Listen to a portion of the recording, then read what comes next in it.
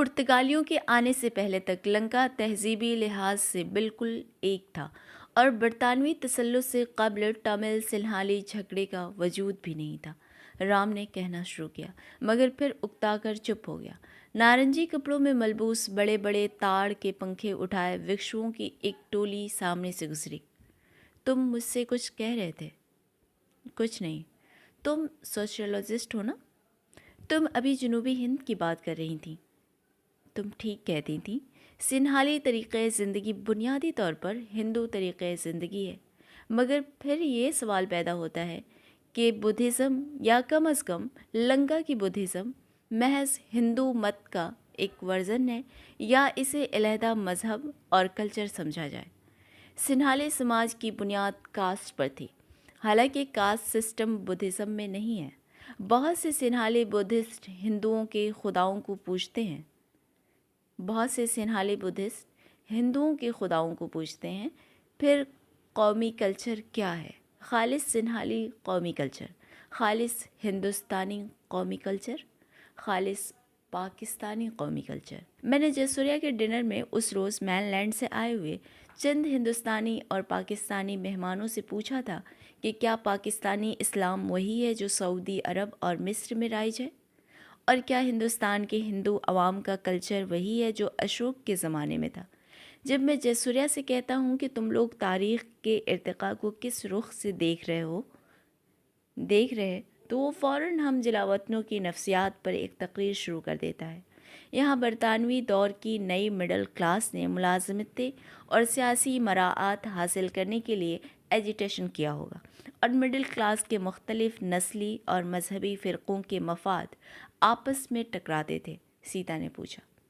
हाँ, अब बुद्धिस्ट कांग्रेस का मुतालबा है कि लंका की तारीख़ अज़ सरे नौ लिखी जाए।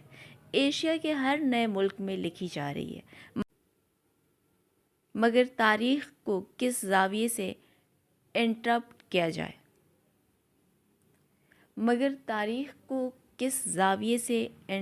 किया जाएगा? मंदिर की पहलू की दीवार पे दूसरे खुदाओं के साथ रावण के छोटे भाई भगवान विभूषण दांत बाहर निकाले मुस्कुरा रहे थे। भगवान विभूषण गरीब चूँकि भगवान होने के बावजूद राक्षस भी थे, इसलिए उनके 2 दांत बाहर निकले हुए थे। घर के भेदी यही महाशय थे, सीता ने राम से कहा और फिर उसे इस उर्दू मुहावरे का मतलब समझाया। अंदर हॉल में आर्ट स्कूल का एक तालिब इल्म फ्रेस्कोस की नकल उतारने में मसरूफ़ था। राम को उससे बातें करता छोड़कर वो आगे बढ़ गई। बराबर के कमरे में गौतम बुद्ध के तवील लेटे हुए मुजस्मे के कदमों में पुजारिनों में से किसी एक का मुन्ना सा बच्चा मैले से कपड़े में लिपटा मीठी नींद सो रहा था, और उसकी माँ ठंडे मरमरी फर्श पर सजदे में पड़ी थी। राहुल राहुल राहुल बहुत आहिस्ता आहिस्ता और एहतियात से कदम रखती कि कहीं उसके पैरों की आहट से बच्चा जग न जाए, वो दूसरे कमरे में गई, जहाँ एक और सुनहरी गौतम बुद्ध हस्बे मामूल खिले हुए कंवल पर सुकून से बैठे थे। वो ज़रा के ज़रा आंखें बंद करके मूर्ति के सामने मरमरी सीढ़ियों पर बैठ गई। चंद लहज़ों के बाद उसने आंखें खोलीं। सामने इरफान खड़ा था। उसने खामोशी से चेहरा दूसरी तरफ फेर लिया और दीवार की तस्वीरों को गौर से देखने लगी। इरफान आगे बढ़ा। सीता, सुनो, देखो, बात सुनो। गौतम बुद्ध अमन के शहजादे थे। मैं इनके सामने झुककर तुमसे माफ़ी मांगता हूँ। माफ़ कर दो सीता। वो फ्रेस्कोस पर नज़रें जमाए रही। सीता, सुन रही हो? सीता, सीता, सीता। कल तो मैं हुजूर क़ल्ब हासिल करने महात्मा बुद्ध के मंदिर में गया था, मगर आज मेरी मूड इतनी ड्रामाई नहीं है, लिहाजा आज शाम को चलो शहर को सुर्ख रंग दें।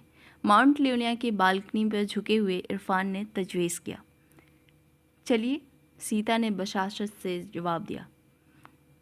लिटिल हट जाकर चीनी कैबरे देखेंगे, सारे नाइट क्लबों में जाएंगे। शान मिशेल जाकर डच बर्गर लौंडिया से अपनी फरमाइश के गाने सुनेंगे। ज़ू में जाकर हाथी को हारमोनियम बजाते देखेंगे। मगर तुम्हें तो अपने जर्नलिस्ट दोस्तों के घर जाकर اوورسیز اور اسٹیٹ لیس ہندوستانیوں کے مسائل کے تجزیے کی پروجیکٹ پر کام کرنا تھا؟ او عرفان، واقعی، وہ کہا لگا کر ہنسی۔ تم بھی کیسے کیسے بھانت بھانت کے لوگوں کو کہاں کہاں سے پک اپ کر لیتی ہو، کمال ہے۔ عرفان کے لہجے میں کوئی طنز، کوئی تلخی نہیں تھی۔ وہ ایک بے تکلف ساتھی کی طرح بات کر رہا تھا جو حاسد، بدگمان، شکی، کمظرف عاشق نہیں تھا، بلکہ محض ایک پرانا دوست تھا۔ انسان کس طرح لہجہ بلہجہ مختلف ہوتا رہتا ہے۔ ارے بھائی، اپنے اس ہنومان کو فون تو کر دو کہ نہیں آ سکتی ہوں اس کے ڈنر پہ۔ ہنومان کون؟ وہی تمہارا راما سوامی اپا سوامی کون ہے؟ یہ واقعہ تھا کہ اس وقت تک وہ راما سوامی کو بالکل بھول چکی تھی۔ عرفان نے اسے کب کا واپس بلا لیا تھا۔ راما سوامی کی کمسنی، سیاسی ہم خیالی، تہذیبی یگانگت، ہر چیز اس کے دماغ سے کیلانیہ کے مندر ہی میں محو ہو گئی تھی۔ دنیا میں آدمی صرف ایک تھا، عرفان۔ عرفان، اول و آخر عرفان۔ پرسوں شام جب عرفان نے اس کی توہین کی تھی، وہ پھوٹ پھوٹ کر روتی رہی تھی۔ وہ خوفناک صبح جب اسے جیسوریا کے دفتر میں بیٹھنا پڑا تھا، وہ اجاڑ دوپہر جب اس نے راما سوامی کے ساتھ سگریٹوں کے دھوئیں سے بھرے قہوہ خانے میں سیلون کی سیاست پر باتیں کی تھیں، وہ سب یکسر اس کے ذہن سے محو ہو گیا۔ لہجہ، حال، لہجہ موجود ہے جو تمہارے ہاتھ میں ہے، اسے تھامے رکھو، مضبوطی سے تھامے رکھو، کیونکہ دن اور رات تیزی سے سرکتے جا رہے ہیں، وقت عنقریب ختم ہونے والا ہے۔ اس رات عرفان نے لٹل ہٹ سے لوٹتے ہوئے پہلی مرتبہ جمیل کا ذکر کیا۔ اس نے کہا کہ لڑائی والی رات اس نے 12 بجے یہ بتانے کے لیے فون کیا تھا کہ جمیل سے ملاقات تو ہوئی تھی مگر ان کے ہاں کچھ اور لوگ آ گئے، اس لیے کوئی بات نہ ہو سکی، لیکن کل شام کو تو وہ ضرور بالضرور جمیل سے مل رہا ہے۔ میں آپ کی ان ملاقاتوں کی کوششوں اور ملاقاتوں سے اتنی بور ہو چکی ہوں، اب مجھے قطعی کوئی پرواہ نہیں، سیتا نے بے دھیانی سے جواب دیا۔ میں جاتی ہوں دلی واپس۔ لیکن اس کے دوسرے روز صبح ہی صبح اس کے دروازے پر دستک ہوئی۔ کیا ہے؟ وہ ہڑبڑا کر اٹھ بیٹھی اور جا کر دروازہ کھولا۔ آچھی! عرفان چیختا ہوا اندر داخل ہوا۔ ارے آپ کیسے ہیں؟ سیتا نے پریشان ہو کر پوچھا۔ بالکل ٹھیک ہوں، فکر نہ کرو، قمر والا حشر میرا نہیں ہوا۔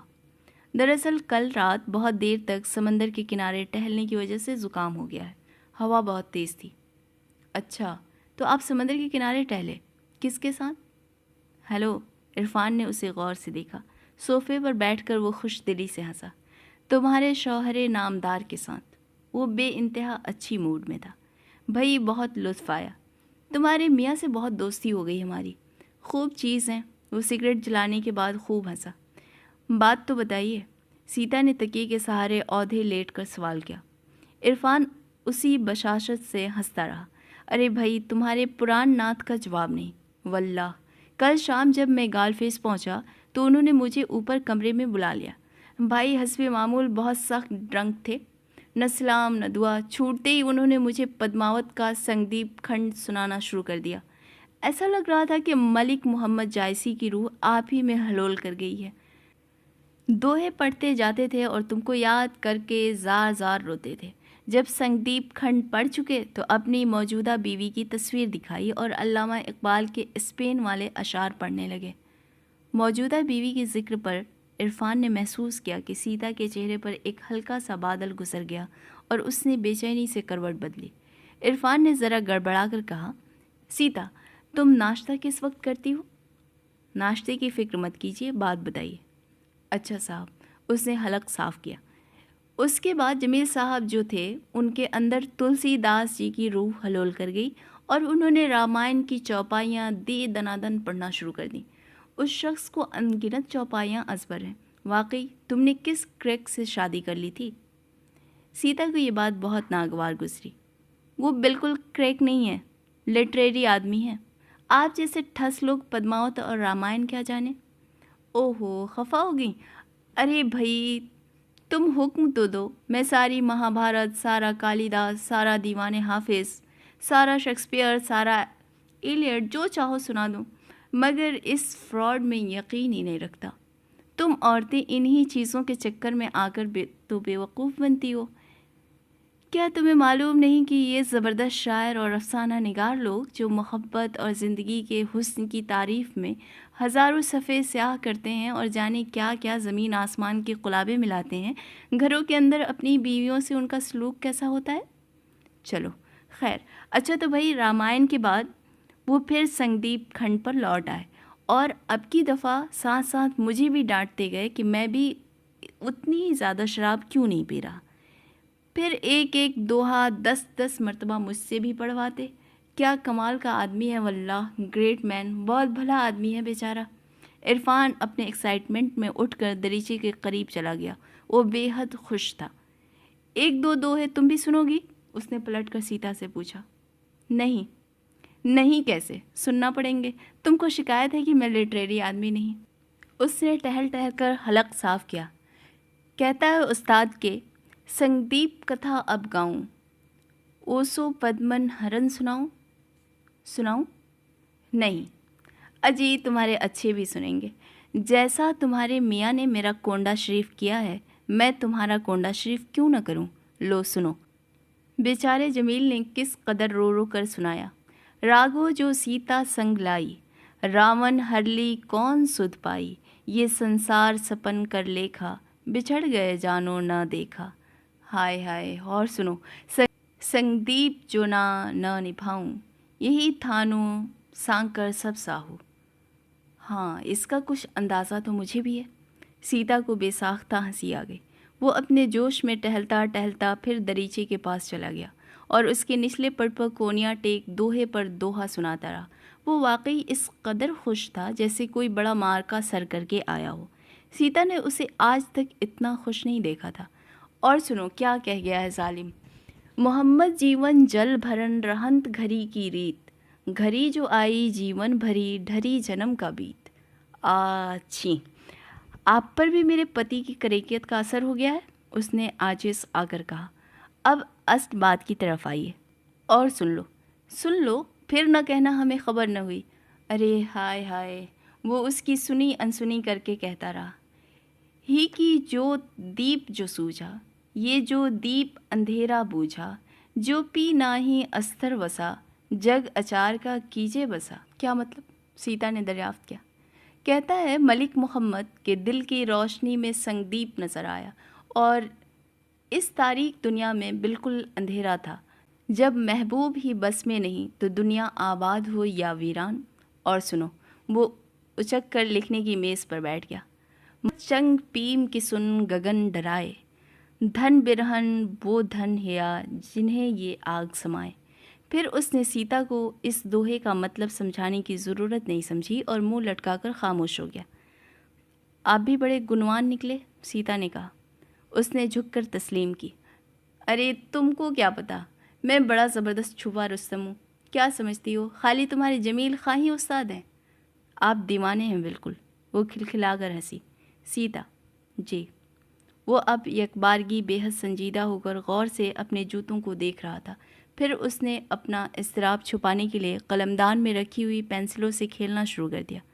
سیتا، اس نے دوبارہ کہا۔ جی۔ جمیل نے کیا کہا؟ سیتا نے سانس روک کر پوچھا۔ جمیل کو میں نے ساری بات سمجھائی۔ آدھی رات کو جب میں ان کو سمندر کی ٹھنڈی ہوا کھلائی تو وہ سوبر ہو چکے تھے۔ میں نے ان سے کہا کہ تمہیں طلاق دے دیں، کیونکہ میں تم سے شادی کرنا چاہتا ہوں۔ سچویشن بے حد گھسی گھسائی پٹی پٹائی ہے نا، مگر تم پاکستان نہیں آؤ گی یا آ جاؤ گی؟ گھڑی کی ٹک ٹک تیز ہو گئی۔ باہر سمندر کا شور یکلخت بڑھ گیا۔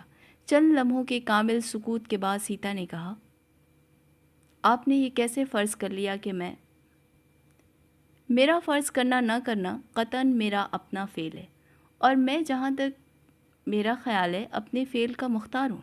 آپ میرے سوال کا جواب دیجیے۔ آپ یہاں سے تشریف لے جائیں۔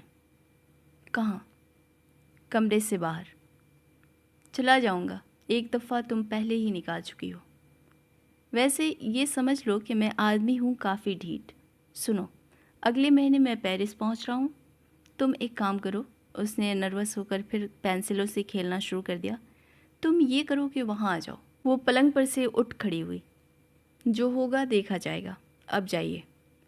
اچھا، ایک توحہ اور سن رکھو اور اس پر غور کرنا۔ دروازے میں جا کر اس نے کہا، محمد مت جو پیم کا ہے دیپ نہ راکھ، سیس نہ دئی پتنگ، جیون تب لگ جائے نہ پاک۔